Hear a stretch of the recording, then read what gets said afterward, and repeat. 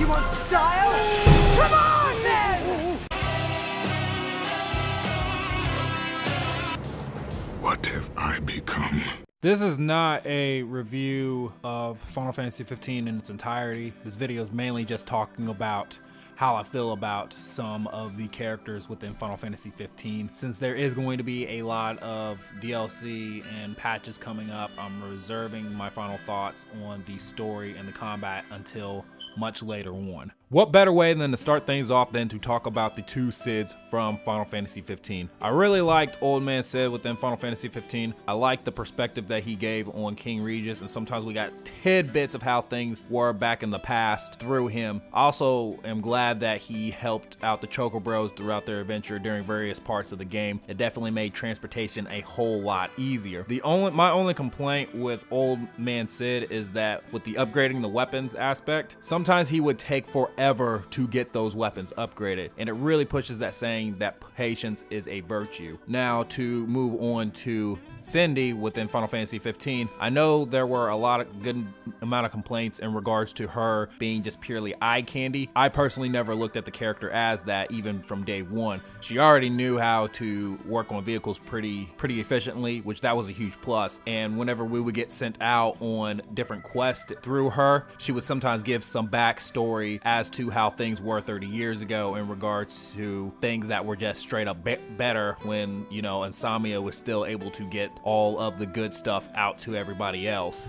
My man Core. If there's one thing that I really like about Core is that he is an OG, he is a veteran, he's somebody that has been through a war type situation already and has lived to talk about it another day. You can tell he's experienced, he's well grounded, he's pretty calm and collected a majority of the time. The Choco Bros, they have a lot of respect toward him. You can definitely tell that there's this chemistry swap, because normally when it's just the Choco Bros, you know, I think they sometimes tend to be a little bit reckless, on the more reckless side, whereas with Core being there, they seemed like they were a little bit more, they were less, you know, reckless, to say the least. Now, I will say that when Noctis was with Core, he was getting a little bit cocky, and Core, you know, he basically was like, hey, you know what, man, I'm not always going to be around. I think the one thing that I am disappointed with Core is that I thought he was going to be around a lot more than what he ended up turning out. I think there was at least one or two past trailers that did have Core in it. I kind of figured off of headcanon that there was a possibility that he might become a fifth character permanent, but that didn't end up turning out to be the case. There's actually a 48-page PDF called Final Fantasy 15 Parting Ways. It's a really good read and has Core in it quite a bit. And as I was reading through it, I'm like, damn, Core is here quite a bit. I wish this could have made it into the game in some format, but I can somewhat understand why it might have not been, because I know Ignis and Noctis has a lot of one-on-one time in this as well, and that might have caused an imbalance of time shared between Noctis and Gladio and Noctis and Prompto. But maybe we'll still get it in the future, just going to have to wait and see. Other than that, I don't have any complaints about Core. I loved the little bit of time around that I got with them, and very enjoyable party member. Two characters within Final Fantasy 15 that I feel desperately needed more screen time would be the Ferret siblings. Both Freya and Ravus aren't really there enough for me to get a full connection with them. Don't get it twisted, I don't view these characters to be bad characters. I just felt like there was something more that could have been told with each of them. Now, keep in mind, the Niflheim Empire had taken over Tenebrae for at least a good 12 years. A lot of stuff can happen within 12 years. We got a little bit of that in Kingsglaive and very little of that within Final Fantasy 15, but that was really about it. Freya, we see her kind of helping some people out as she's going on her travels a little bit. I wish there would have been some more back lore to her individually, and not so much with her being around Noctis, because I know there was the Dawn trailer that showed that she was getting physically abused. I wish that could have made it into the game. Maybe, hopefully, that'll come out in a free patch later on. As far as Ravus goes, I felt like he could have been a lot more bigger of an antagonist than what he ended up turning out. Him and Noctis are quite opposite in quite a few ways if you really think about it. Noctis has black hair and he wears a lot of black. Noctis is a character that is going after power, but he doesn't have a lust for it. He knows he has to do it out of a pure forced obligation. Ravus, on the other hand, has white hair, wears a lot of white. He has a lust for power. He wants power for whatever reason that we don't ever really find out. Maybe it's for the sake of revenge. I don't really know. Hopefully we'll get more information information about these two characters later on. Out of all of the characters that I have dealt with within Final Fantasy 15, I have to say the one character that probably got on my last nerves the most would be Gentiana. I was going through Prompto's pictures that he would take, you know, typically on a daily basis, and there was one that had ears in it. And Gentiana just posted up in the background, just chilling. And I had a what the fuck moment, because I knew damn well that she wasn't there. The Choker Bros knew that she was not there. And it's like, what is this? This is like some supernatural, like ninja level type stuff. Like, Gentiana, you need to stop that stuff. Like, that kind of stuff right there is like borderlining horror for me. Like, could you imagine, like, you're sleeping and then when you wake up, you just got somebody just staring at you? Like, I could see Gentiana doing that and she'd be like, surprise, motherfucker. Like, something along those lines. Another thing about Gentiana, and this was another huge what the fuck moment for me. Gentiana is Shiva. What the fuck? I will take an L because I was so confident that there would be the possibility that Gentiana would be Leviathan. Prior to the game's release, there was this photo release that had Luna Freya and Gentiana in it. There were some Imperials that had their guns out at them. Gentiana is to Luna Freya's right, and she has a trident in her hand, and Luna Freya is like reaching out for it. And so I thought, okay, there might be a chance that Gentiana might be Leviathan. I completely ignored all the Shiva rumors, so man, for everybody that guessed on Shiva, you guys were correct, so give yourselves a round of applause on that, man. Aranea Highwind is definitely, without a doubt, one of Final Fantasy 15's standout characters. If you don't believe in that, I'm gonna break down these stats for you so that way we could be on the same page. Aranea Highwind is unanimously, without a doubt for many fans, the #1 waifu of Final Fantasy 15. Aranea Highwind is deadly with a spear. If you're not careful, she will totally destroy you. Not only does Aranea have beauty on top of skills, but she also has the brain to back it up as well. She is the mastermind behind the magic tech movement that a lot of the Imperials use. She is a mercenary for hire, therefore she does not have a particular allegiance to any side. Aranea Highwind is a character that likes to ride around in style. She does not have a regular ship, no. She has a red ship. So Aranea is strong with the pimpin', don't get it twisted, and she's got Biggs and Wedge to have her back. So yeah, you already know that she's stacked. Also, on top of that, Aranea Highwind had such an amazing character outfit design that Claire from Lightning Returns decided that she would kind of copy off of it. Yeah, I just went there. To say the least, Aranea Highwind. And the most important thing beyond all of that is that Aranea Highwind unanimously, without a doubt, has the best boss fight within Final Fantasy 15, if it's not in people's top 3. That's without a doubt. King Regis within Final Fantasy 15 is almost entirely absent for the whole entire game. He shows up a little bit at the very beginning, and then there's a couple of Kingsglaive scenes to where we've seen King Regis, and then he's there at the very end.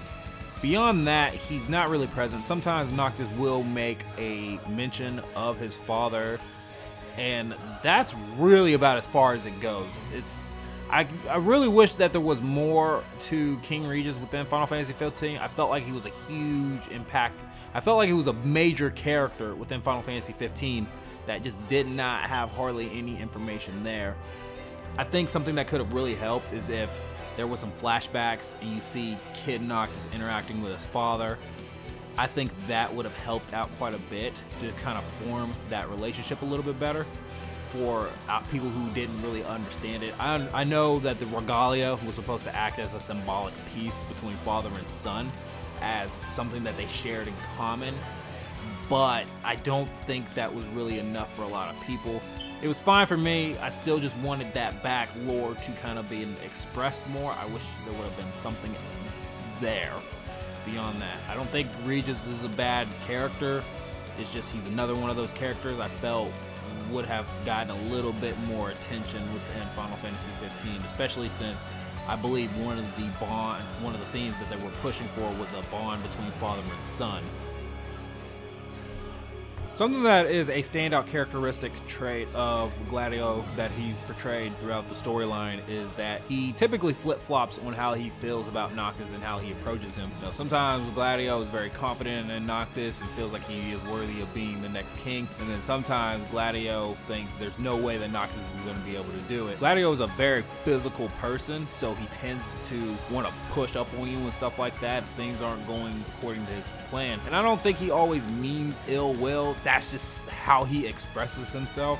Something that's been on my mind is when there's a part in the game where he splits off from the rest of the crew to do his own thing, and apparently that's during the time period to where he ends up clashing with Gilgamesh. Now, I've been thinking about that for a while, and I'm wondering what the connection between the two could be. Now, Gladio's family has always been deemed as like the Knight's Shield, so did they have some type of rare item that Gilgamesh was after? Did Gladio have somebody in relation to him that Gilgamesh had attacked and perhaps maybe killed? Gladio's trying to get revenge. I don't really know where that might be going. I have a feeling that Gladio's DLC might not be as story impacting as some people might think. It might be a little bit more of a gameplay / battle focused one, which is going to be fine. I think hearing Battle on the Bridge, the Final Fantasy 15 version, is going to be pretty badass. I am looking forward to that very highly. As most people would probably already be aware, Prompto is the comic relief of the group. He is very clumsy, very lighthearted, almost always cracking jokes. He can never really make up his mind on what female he wants to try to pursue, and you know, he's just a crazy cool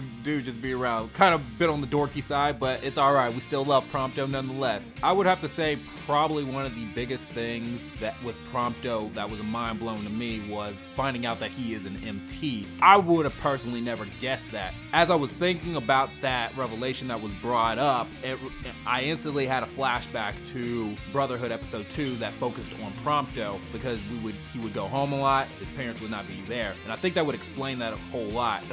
According to the strategy guide, one of the Empire men, this guy right here that I can't even pronounce his name, is supposed to be like Prompto's father, and I would have never made that connection. Now, some people are theorizing on the internet right now that Prompto's mother is the Naga creature that you dealt with earlier on in the game. And who knows, that might be a possibility. I believe Prompto's episode is going to be covering the time that he gets separated from the group, and hopefully we'll find out a lot more about Prompto during that time span. I'm looking forward to it. I think his episode is going to be a little bit more story driven than what Gladio's will be. We'll just have to find out. Even after completing the campaign of Final Fantasy 15, I still believe without a doubt in my mind that Ignis is the MVP of Final Fantasy 15. Team Ignis! If you don't believe in that, got some different viewpoint on that, please come at me. I don't mind taking you on. Something that I really love about Ignis throughout the course of Final Fantasy 15 is, you know, just all of the different foods that he can cook. It makes me very hungry, makes me want to actually learn how to cook, but that probably won't happen. Another thing that I really enjoy is just the internet and how they have really taken the I've come up with a new recipe and it's made it like meme-worthy gold. So to all the Final Fantasy 15 fans that have fed into that, thank you. Keep the meme gold coming. There was a time to where the Chocobos were running the Regalia. Prompto asked Ignis about his glasses. Gladio responds along the line saying that, you know, Ignis' vision isn't actually that bad without glasses. Ignis has to then explain that the reason why he wears glasses is so that way he can have a very clear vision, so that way there's nothing to really distort that. And it was a very interesting thing that he had said, considering what takes place later on in the game. Ignis ends up being blind. That's like a 180 kick to his character, like entirely. And I'm just like, damn, fam. That's just wow. Like, that's some crazy ass stuff. And what I really liked about Ignis is that despite him being blind, he still wanted to move on. You know, he still has the strategy, and I feel like Ignis is the one that really held the group together. Like, the Chocobros really respect Ignis. He's the most trusted out of the group, and you can really tell. And it did get to a point in the storyline where he had to speak up about something, because this was during the time that where Noctis and Gladio were not getting along again, and he was just like, you know what, man, I'm tired of this. You know, I understand my position and where I'm sitting at. If I can't keep up, I'll fall back. And I'm just like, damn, man, wow, like that's freaking crazy. I'm looking forward to Ignis's episode more than any of the other Chocobros. I think there's been some rumors that it's probably going to cover the time span of during that 10-year time skip, showing how he learned to fight blind. I'm really looking forward to that if that turns out to be true. Hopefully we find out also what caused him to go blind during the Niflheim attack, because I still scratching my head and I'm like, what in the hell could have attacked Ignis to make him go blind? That's something that I'm extraordinarily looking forward to later on down the road. Noctis has without a doubt received an outstanding amount of support from his fellow brothers and other cast members of Final Fantasy 15 while he's gone throughout his journey. Noctis's journey to me has really been about him transforming from a boy to a man and from a man to a king. To say the least, I have really enjoyed seeing Noctis's transitions from one phase into another. I have enjoyed seeing Noctis fight with personal internal demons throughout the course of the game. I have enjoyed seeing the multitude of sides to Noctis. Rather, he's being lazy, cocky, angry, sad, etc., etc. Now, people might say that Noctis is a very bland character, and while we all don't have the same taste, I can definitely say at the very least, Noctis is a very relatable character for me. Complexity does not inherently mean that something is going to turn out to be better for me. Sometimes I can enjoy the simplicity in something because, well, I might be able to just connect with it more than something that's complex. Sometimes I feel characters or stories for that matter might be so complex that you might end up losing some of your audience in the process. Noctis is just a down-to-earth guy and you can relate with them. I think that's what gives Noctis a very likable edge in comparison to more complex characters within gaming just in general. I don't really know what's going to happen to Noctis at this point. I've just enjoyed his journey significantly, and I know this isn't goodbye. Thank you, Noctis. It's been one hell of a ride. If there is one character in Final Fantasy 15 that has left me extraordinarily conflicted, I would have to say that would be Ardyn himself. Throughout a majority of Final Fantasy 15, he kind of acts as this boogeyman, randomly popping up, offering aid to the Chocobros in various ways. And he even knows that the Chocobros know that he's up to no good, and yet he just keeps on rolling with things because he's confident that things are going to work out all right in the end in his favor. As the game reaches its climactic chapters, we do finally find out quite a bit of information about Ardyn, except instead of having that closure like I wish I could have had, I have this level of conflict because now I'm in a position to where I'm asking more questions, and I don't think I've been put in that position before in a particular game. When did Ardyn have his downfall as the chosen king? When did he become unworthy of that? Was this influenced by a person? Was there an event involved? Was Ardyn always planning on doing his own thing and not following suit with all of the prior kings? I don't really know on this. Maybe there will be a DLC patch that covers it. Maybe there will be a normal standard patch that covers it. I don't really know. And I like Ardyn as a character. I don't really know where I can rank him at right now because, like I said, there's just so many questions I have to ask, and there's this huge cloud of mystery that still surrounds him even though I have completed the campaign of Final Fantasy 15. Anyways, those are really my thoughts on the entire cast of Final Fantasy 15. If you have watched this or listened to all this, I want to say thank you. You be safe out there. Deuces! And let the rage of Sparta fuel your blade. As far as people, they want me, when they first see me, to humble myself. They want me to be like this and da-da-da, just because they're scared of me. But I don't feel like that's my job, to humble myself, to show you that I'm not a threat. I'm not a threat, unless you're a threat to me.